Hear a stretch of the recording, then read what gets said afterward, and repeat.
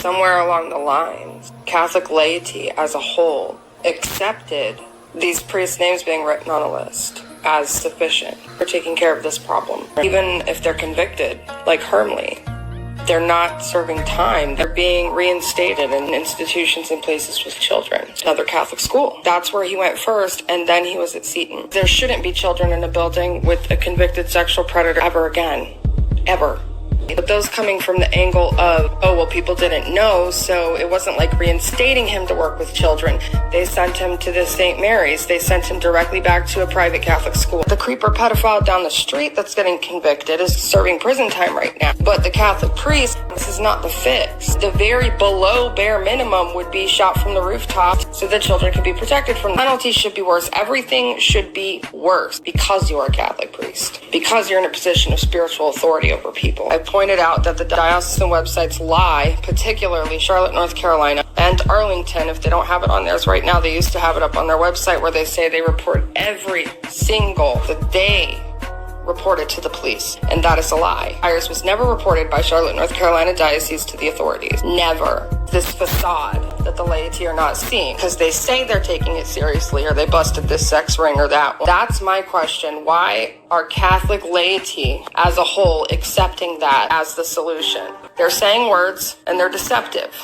Posting lies on their diocesan websites. They're lying to people about what they do and what their policies are. It seems that their tactic is very much ignore it, don't acknowledge it, and eventually it'll blow over. They'll give up. But Charlotte, North Carolina Diocese continues to completely avoid and ignore the issue. I can tell you that there are several families from Holy Redeemer, and what I've been told by the police there is that several families have up and left. They've protected their families from this priest. These families that had no idea, maybe did have an idea that something was off about him but didn't know. The bottom line is they had the opportunity to hear what this priest did to me and my younger sibling and the danger that he poses to their families, their children. If there is a predator in a parish like this and enough people from the parish can get together, they can force him out. If you're not going to be able to do that, there's not enough people, then yeah, you need to take your kids and you need to leave. I mean, this is nowhere close to the end goal. I have a handful of uploads on Byers specifically. Less than a year, there are now families that have left Holy Redeemer. Those kids, if they were being subjected to abuse by Byers, are now free of that.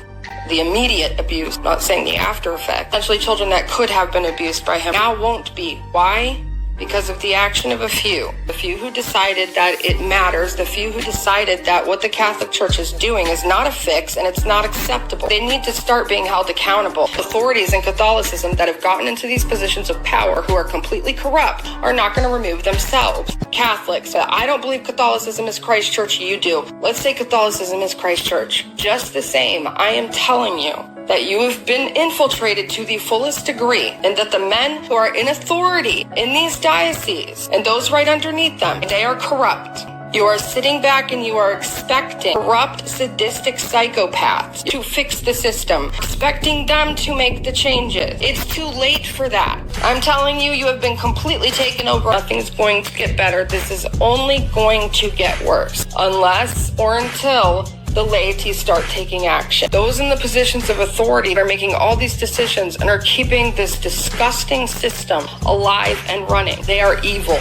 They know what they're doing. They're not going to fix this. That's the issue, that lay Catholics as a whole seem to be satisfied with these convicted sexual predators being reinstated in schools with children, being put right back out there around kids, not serving time, not being treated like any other pedophile criminal. The information that the Catholic Church wants out there and wants the laity in the world to see, they're going to make sure that you see it. And they have the ability to make sure that you know. Why does everybody know about Eitenauer? Why was he such a celebrity, so popular, so many people knew about him? Now what? Nobody's even wondering where he is now. This Hermley guy was residing in Front Royal, Virginia, working at Seton Home Study School for this many years. All of these years, and ever since he passed, how many people had no idea? Even if they did make it all public and blew it up all over the place, which is what needs to happen with this list of names, making as big a deal or more about exposing these people on EWTN or these other channels that push clerics out in a positive light and then find out that they're predators, find out that they're child molesters, they're ritual rapists. They need to set the record straight on their channel and blow it up even more.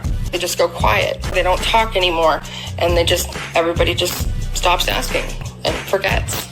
except, those who were victimized by these sickos. There's more connections there between Hermley Byers. I just cannot bring it up at this time without possibly exposing the identity of one of the survivors, but eventually it is going to come out. That's what I can update right now. Again, thank you for those of you who shared, who've gotten it to the point where their families from Holy Redeemer have now left, but this is far from over. But I do thank each and every one of you that shared this and spread the information, and particularly the families that left Holy Redeemer. It's not worth it. Even for those of you who are saying, oh, well, we don't know. What if she's lying? And what if this priest is innocent? It's not worth the endangerment to the child. So if that's the case, he'll live.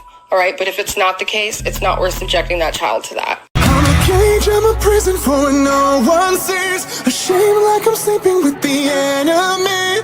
No one believes me, but I'm 6 feet deep with a monster made of memories. It's alive like a parasite.